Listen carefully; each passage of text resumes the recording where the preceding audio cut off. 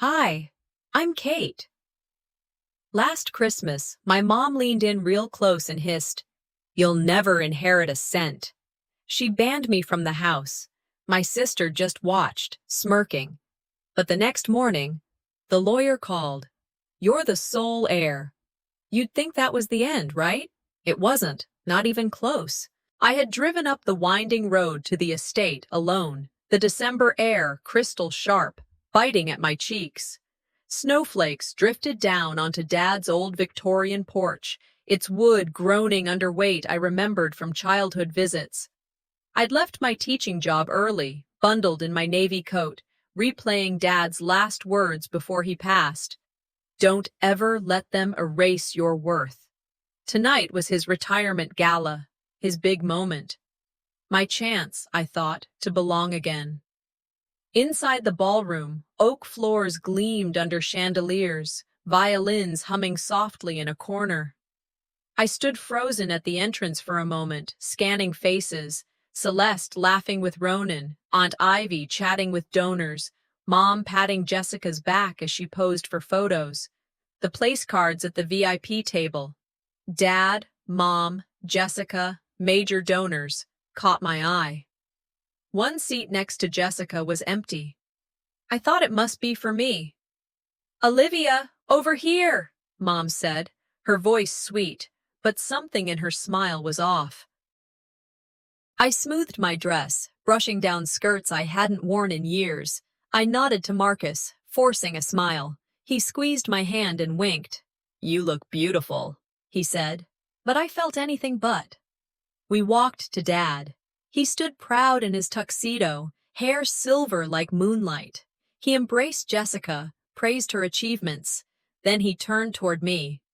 "So glad you're here," he said. I pressed my lips together, waiting for him to introduce me to donors. But instead, Mom stepped in. "Do get Olivia to her table," she said, glancing sideways at Jessica. "We had to shuffle things for the donors. You understand." My heart sank when she guided me toward table 12, distant, dimly lit, behind columns blocking most of the stage. 5 teachers, other families, people I respected, but not people here mattered tonight. Patricia smiled at me. "You'll have so much company and stories to tell," she said. I nodded, but every word felt measured, dipped in shame. I watched Dad walk off, introducing Jessica to 2 board members.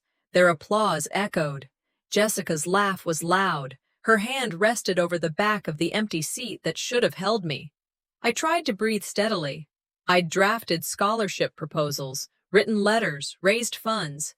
I helped him quietly while others bragged. But none of that matters here. At least, not tonight. Dinner began.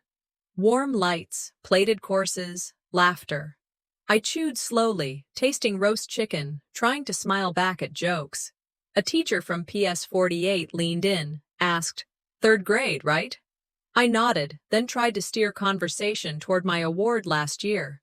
She nodded graciously, but shifted away. The emptiness of that empty place card beside Jessica pressed in, like being invisible in a photograph that included everyone else but me. Then Dad stood, glass raised, the moment everyone leaned forward. He spoke of 30 years of service, of mentorship, excellence. Mom clapped. Jess, excited, radiant. Then he said, "It's time to announce who will succeed me." My chest tightened. I thought, finally. He motioned toward Jessica. Public applause. Mom's diamond necklace sparkled. Jessica stood. I remained seated, stiff. I looked down at the tablecloth, at flowers that seemed to lean toward her. He spoke of her legal work, her connections, saying she would bring growth. I closed my eyes. A laughter erupted among guests. Jessica raised her hand, waving. My hands felt numb. Marcus whispered, "I'm sorry." I swallowed hard.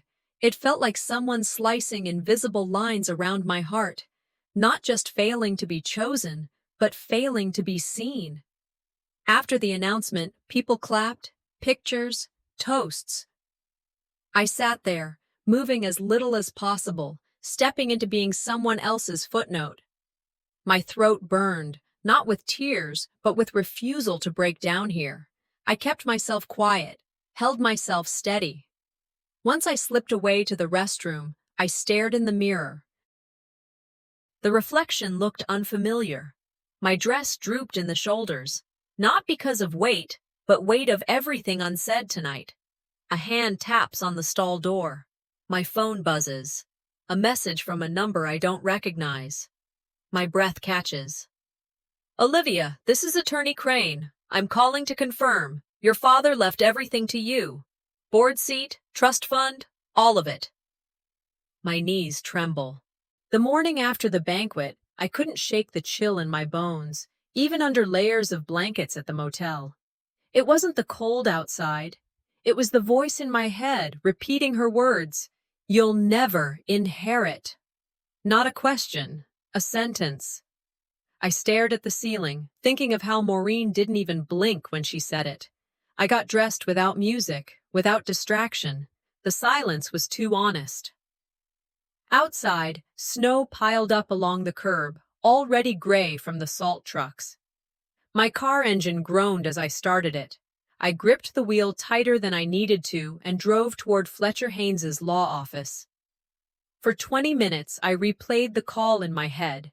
Him asking me to come in, saying it was important. My heart said, maybe. My gut said, don't trust it. The office sat just off Main, behind the pharmacy where Dad used to pick up his prescriptions. It hadn't changed, still had that old bell above the door and the same pine-scented candle burning.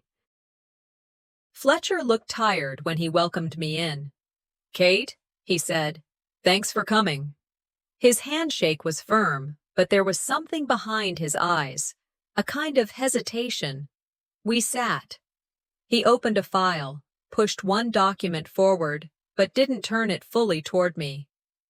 This is your father's trust revision, he said. Dated last June. It names you. His words hung there like dust in the light. But I can't release it fully yet. Some parties have contested. I stared at the edge of the paper, the notary seal barely visible. My fingers twitched, wanting to snatch it, to read it aloud. But I didn't. Instead, I nodded slowly, quietly weighing what that meant. A part of me wanted to believe this was the truth. Another part braced for a trick. Dad had promised me, last Christmas, in his hospital bed, you'll always have a seat at the table, Katie. And now? It felt like that seat had been sawed off. The sky darkened early. I drove toward the estate, hands trembling slightly. Not from cold, but from anticipation. I hadn't told anyone I met with Fletcher. I wasn't ready for their questions. I wasn't ready for mine. At a stoplight, my phone buzzed. Nomi's name flashed. We hadn't spoken in months, not since she moved out of state. I answered. You need to see something, she said. Moments later, a string of screenshots landed in my inbox. I pulled into a grocery store lot and opened them. Chats between Mom and Danica, full of smiley faces, thin threats, planning. Get her off the board.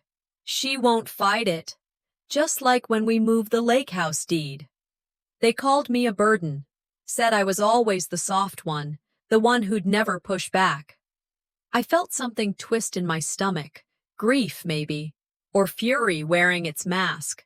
There was legal language in the messages too, talk of the trust, and a name change document I'd never heard about. My name, scratched out, footnoted. My hands went cold. That evening, the family gathered again. This time, a more intimate dinner in the house. Candlelight flickered along the dining room's wood panels. Celeste poured wine. Laughter danced across the table. Jessica passed the bread basket like nothing had happened. Danica, wearing one of Mom's old brooches, started talking about the Merrick Memorial Trust. She called it her baby. I built it from scratch, she said. I didn't speak at first. I just looked at her, then slowly said, Do you have the founding documents? The table fell quiet. She smiled, tight-lipped. It's tradition, sweetheart. Mom cut in. Stop making a scene.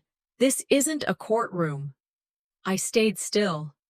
I'd just like to see something that shows your name was ever on it. Danica set her fork down harder than she meant to. You don't know what you're talking about. But I did. And now they knew I wasn't pretending otherwise. After the dishes were cleared and the wine ran low, I left without dessert. I didn't say goodbye. The night was bitter when I returned to Fletcher's office. He was still there, coat draped over his chair, legal pads scribbled full. I figured you'd come back, he said quietly. He handed me a thin folder. Inside were trust deeds, names, dates, signatures. My name was everywhere, clear as day. Danica's signature was there too, but slanted, uneven, almost artificial. Fletcher nodded. We had it analyzed.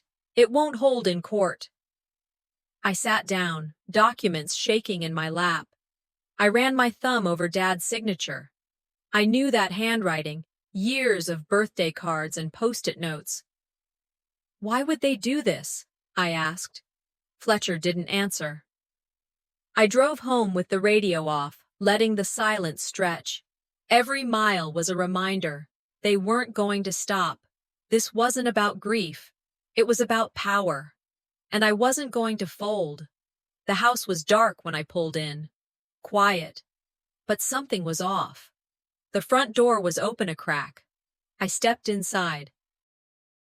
Snowflakes swirled in behind me. On the floor, an envelope, pinned under a vase. I picked it up. Inside was a printed screenshot. My name on a spreadsheet, properties listed, then a line at the bottom. Accept, Kate. No explanation, no signature. Just that word. I pulled into the driveway under a gray sky, snow melting at the edges of pavement. The wind whispered through eaves, carrying a cold that felt closer to betrayal than winter. Nomi's messages had done something, stirred up secrets.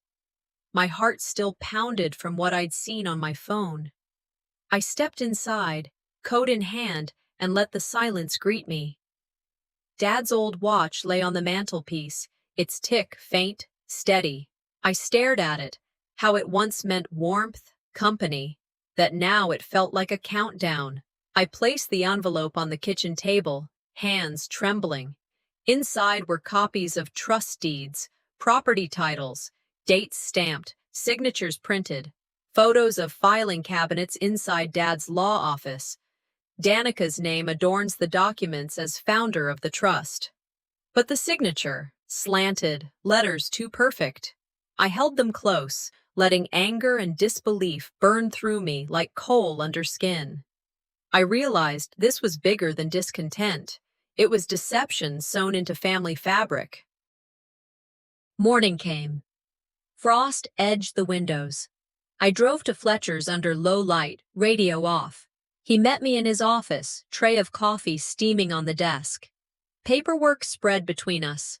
Every asset Dad owned, land by the lake, the timber contract, scholarship funds, listed under my name. Fletcher pointed out Danica's signature forged, according to expert report. I listened, hands clasped, as he warned me that going public meant pulling family wounds open for everyone to see. Relationships, Mom's pride, neighbors, everything risked. I thought of childhood dinners, Dad praising me quietly, Mom's half smile, the way Jessica was always the one introduced first. There was shock, yes, but betrayal hollowed my chest. How many times did I swallow words because I was too polite? How many nights did I lie awake hopeful, waiting for Dad to say, "You did well"? I remembered my teaching award, the proposal ideas I drafted, the summers spent writing letters for scholarships. None of that mattered in their narrative. Not until these documents existed, in my hands, under light, undeniable. That evening we sat for dinner. Mom, Danica, Celeste. Candles flickered behind glass. I placed no dessert order. I didn't need one. Danica spoke of legacy, paraded plans, spoke as though she built something from scratch. I interrupted quietly. All these plans, where are the originals? Where is your name listed as founder? Silence. The moment stretched so thin I could taste it. Mom's dining chair creaked. She set her fork down. "You're making a fuss," she said. "There's no need." My resolve cooled like lake ice under snow. I saw guilt in her eyes. Fear, too. After dinner, I drove back to Fletcher's office under moonlight. The street lamps hazed through falling snow. Fletcher was at his desk, reviewing legal pads. I handed him the screenshots Nomi sent. He nodded, tired but steady, confirmed that the deeds are legally binding, that I'm named, that Danica's claims are hollow. Then he slid another paper across, a trust revision I hadn't seen. Dad's signature clear, witness names real. My hands shook. Relief mixed with sorrow. I whispered, "Why did you let this go so far?" Fletcher didn't answer. He never did. I tucked the documents into my coat pocket. The cold hit me again when I stepped outside. I looked up at the sky, snow falling softly. Back home, I unlocked the front door, stepping into quiet halls. I didn't turn lights on. I stood in darkness, letting anger pulse through me. I decided I would not keep waiting. Not now. Not after this. I climbed into bed with the documents in hand. The legal paper crinkled softly as I held it close to my heart. Sleep didn't come. Instead, I thought of tomorrow, of Agnes seeing the deeds, of the press, of confrontation. Something in me opened. Courage, perhaps. Or maybe desperation turned hopeful. The watch ticked. At midnight, my phone lit up. A message from an unknown number. "You've got their attention now." I stared at the name, then the screen. I waked to a kitchen quiet except for the hum of the refrigerator and Dad's old watch ticking on the wall. The coffee is cold, half-empty cup, taste bitter. Morning light holds no comfort. I sit at the table, folding my hands, trying to shake the doubt creeping in. From the banquet to evidence, from confrontation to revelation, I wonder, is truth enough to win back respect?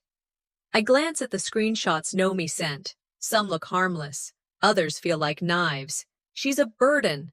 Move her name. Don't let her speak. My hands shake. I rest my forehead on folded arms. If I lose everything, trust, family, peace, what then? I look out at the snow on the windowsill. It's beautiful, innocent, and I ache. Late afternoon, there's a soft knock on the door. Agnes Duval appears, carrying a pie wrapped in foil. Her eyes warm. She's been a friend for years, one of the few who sees without judging. Candlelight flickers in the room as she sits. Outside, snow piles onto the porch. She asks quietly, "Have you seen all of them?" I nod, emptying my bag. Deeds, bank statements, trust documents, all the same evidence I thought I protected. She warns, "Danica is preparing to strike. Accusations of embezzlement. Claims I'm ungrateful. She says friends are already whispering. I feel anger rise, but also fear. What if people believe lies easier than truth? Mom asks us to come for lunch. I hesitate.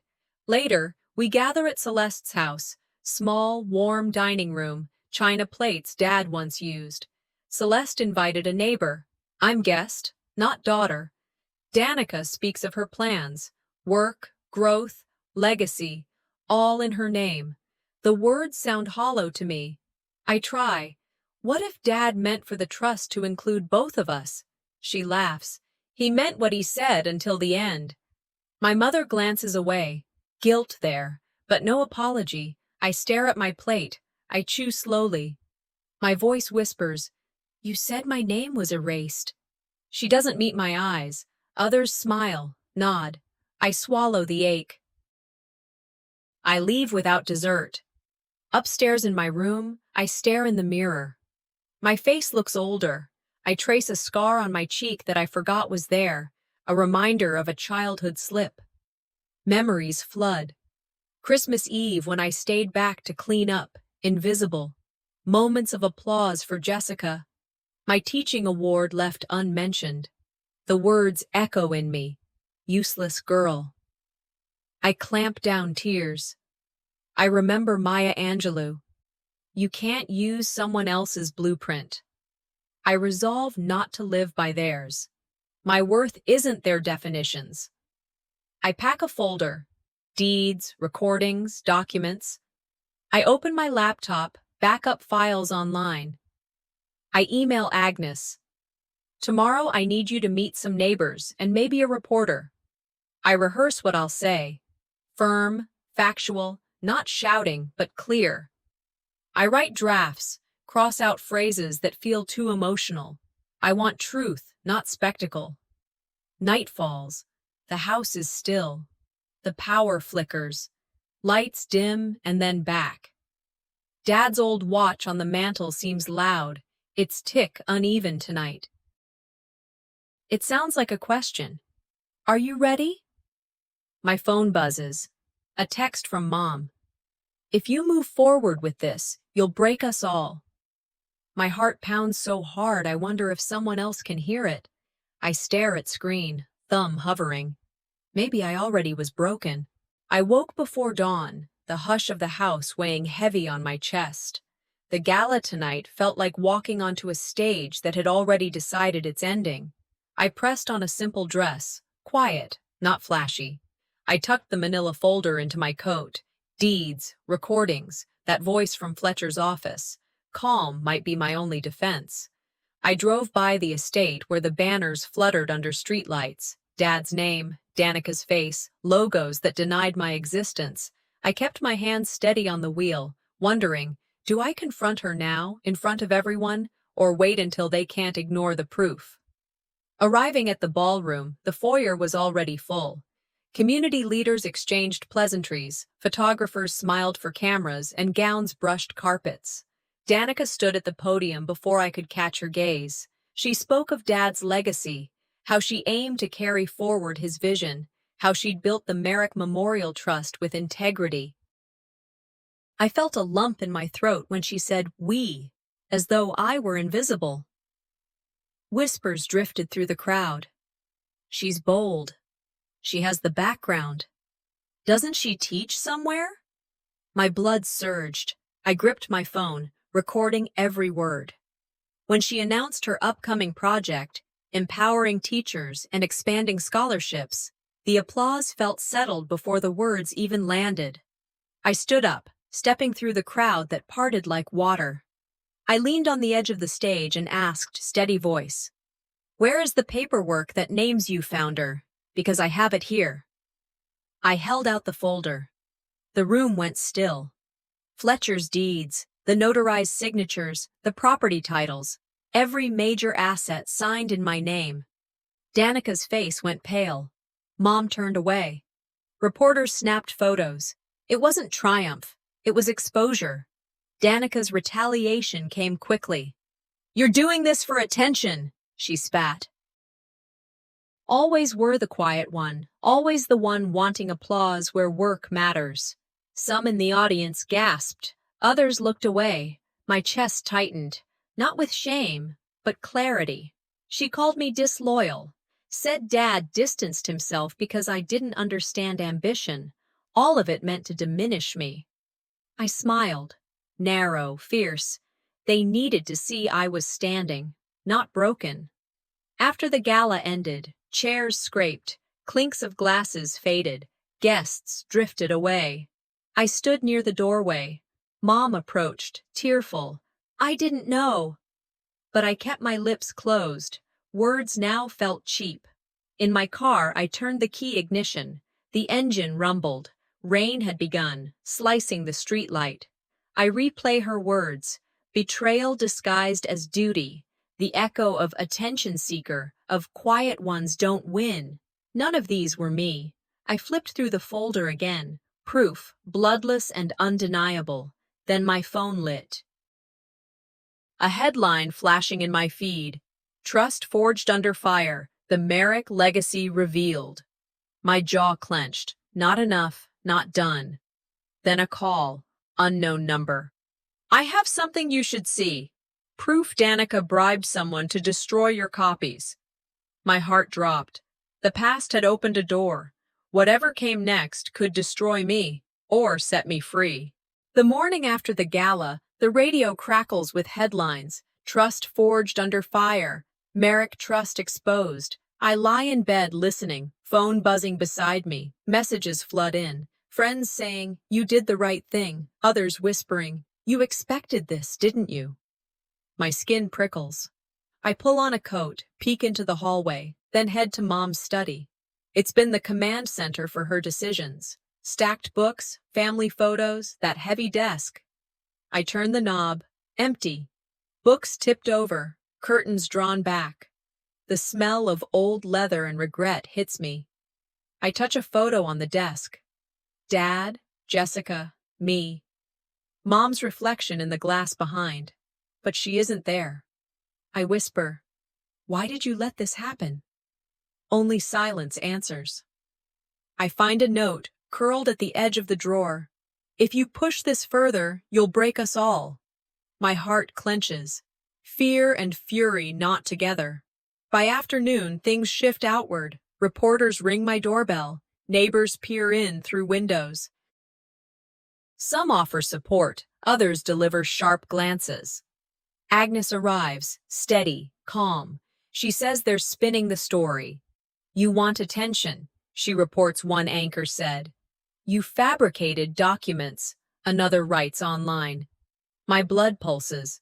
Yes, there are lies, misleading edits, photos out of context. I listen. I try not to flinch. Truth is raw, fragile.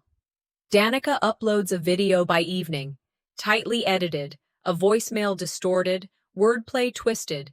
She calls me disloyal, reckless, accusing me of dragging Dad's name through mud. Sickening, but expected. Some people believe her already. Mom watches, silent. I feel poison in her eyes, loyalty torn.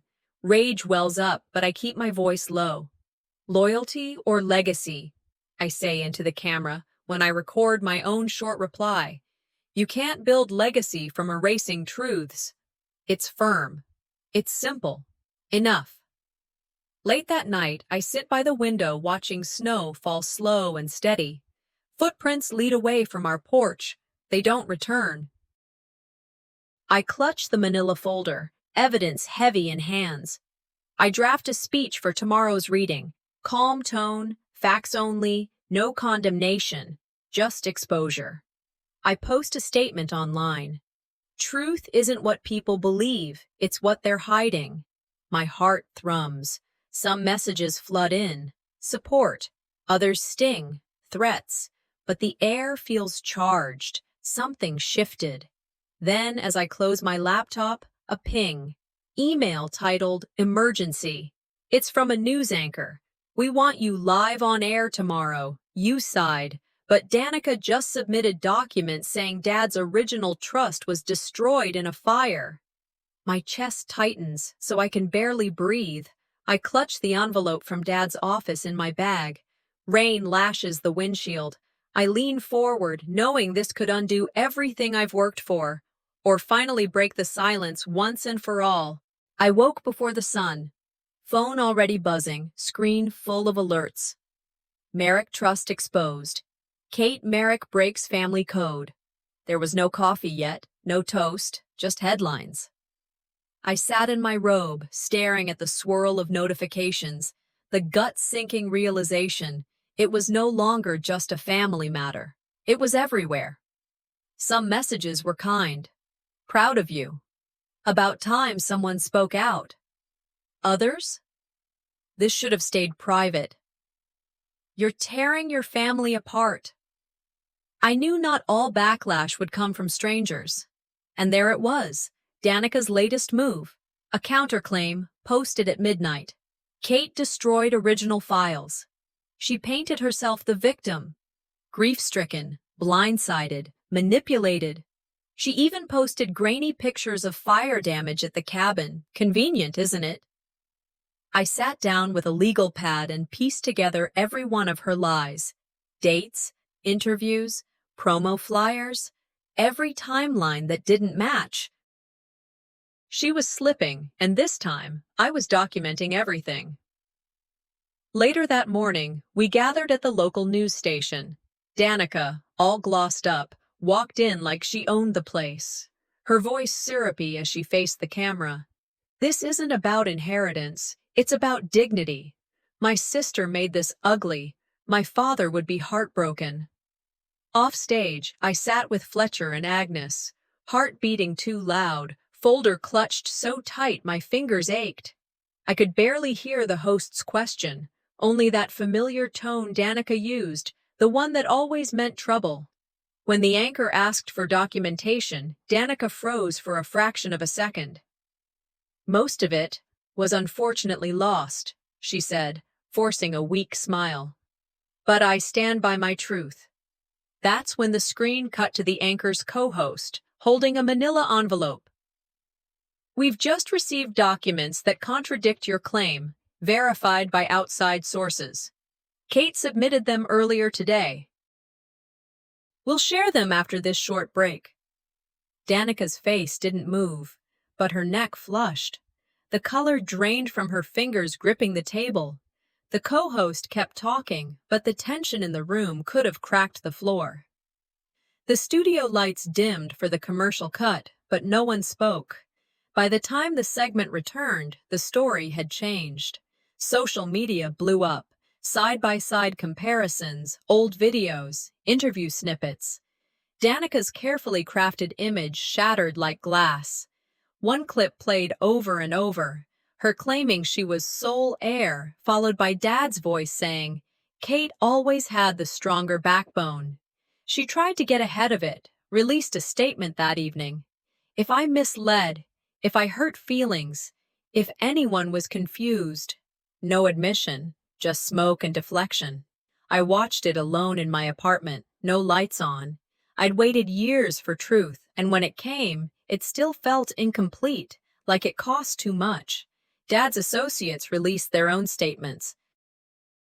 Board members, family friends. We commend Kate's integrity, one wrote. Legacy is more than money, it's truth, said another. One even offered to reissue the foundation under my name. I didn't answer right away. I sat with Dad's old echo box in my lap, playing his last recorded message again. Nothing will matter if we lose our name to silence. He didn't name names. He didn't have to. I finally understood what he meant. Later that night, I drafted my own public post.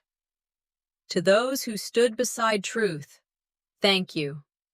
This was never about revenge. It was about ending the lie. I didn't include any more documents, no more screenshots, just words. I stared at my phone for a while before I typed a message to Mom, then deleted it, then wrote it again. You don't have to say sorry, but I'd like to know if you ever saw me for who I was, not who she said I was. I didn't send it. Instead, I wrote a letter by hand, folded it, left it on my desk. No name, no address. Just something I had to say, even if no one read it. Next morning, before coffee, I found an envelope pushed under my door, no return address. Inside, a newspaper clipping from yesterday's news. Danica's trust fire evidence debunked. The bottom corner had a smear, red, possibly wine, maybe something else. It smelled faintly of smoke. I stood there, heart pounding. I wasn't sure if it was a threat or a message, but I knew one thing. This wasn't over. Tonight, I would choose what legacy I wanted to leave, not the one they tried to take, the one I was still building, with open eyes, firm hands, and no fear left in me. The first morning of January arrived soft with snow and silence. I stepped into my new office, small, warm, with windows looking out over white trees. The cold air followed me in as I unlocked the door, turned on the heater, and let my breath steady. The furniture was donations. Each piece whispered stories of elders who believed in me. Support letters pinned to the batten board on the wall made me swallow hard. I placed a framed photo of Dad and me on my desk. His smile in that picture, steady, kind, not about wealth, but doing right. I sat down, hearing the faint tick of his old watch somewhere back home. This office isn't about power, I thought. It's about protecting people like he protected me. Later, I drove to the cemetery. Snow was soft beneath my boots. I stood by Dad's gravestone, hand clutching the copy of the trust agreement and my final public letter. The wind stirred dry leaves. "You never got to see this day," I said aloud. "But I hope you feel it." I tested the weight of those words in my chest. I noticed Celeste standing beyond a row of tombstones, far enough not to intrude. We exchanged a nod, distant but something like peace. It mattered more than I expected. That afternoon, I met Fletcher at his office. Documents laid out, every attempt Danica made to alter files, every signature marked false. Legally, I was confirmed sole heir, by Dad's original trust. Fletcher handed me a sealed envelope he said Dad prepared years ago. Inside one sentence, in Dad's hand, "Never forget the weight of kindness." Tears came, not loud, not dramatic, just quiet. Moral victory tastes bitter and sweet, not because I want praise, but because truth is finally seen. A few days later, I appeared on a local podcast, just voice, no camera lights. I shared the journey, focused not on revenge, but on justice for elders, people whose voices are silenced by family or systems. I announced the Merrick Legacy Initiative, a legal aid program for seniors conned or overpowered at home. I said, "Injustice often hides in silence." I learned to speak not for revenge, but for redemption. Listeners called in. Friends of Dad's spoke on air. "He'd be proud of what you've done with the ashes." I held my phone close. The praise hurt less than I expected. It warmed something inside. At home that evening, I opened old boxes, childhood keepsakes, school ribbons, postcards, letters I never mailed. I stood in the lamp-lit living room, let my fingers trace the edges. I found a letter to my mother, unsent, folded words of longing, forgiveness, question. I burned it in the fireplace, smoke curled up. Letting go doesn't erase history, but frees something within me. Then my phone lit up with a voicemail. Mom's voice, trembling. No apology, just, "I heard what you built. Take care of it." That was enough. For now. I saved the message. As dusk settled, I sat at my desk writing. Legacies aren't built on what we take, but on what we refuse to surrender. Outside, snow turned blue-gray. There was a knock at my door. I stood, heart steady as I opened it. A familiar silhouette. Didn't speak, just presence. It felt like possibility.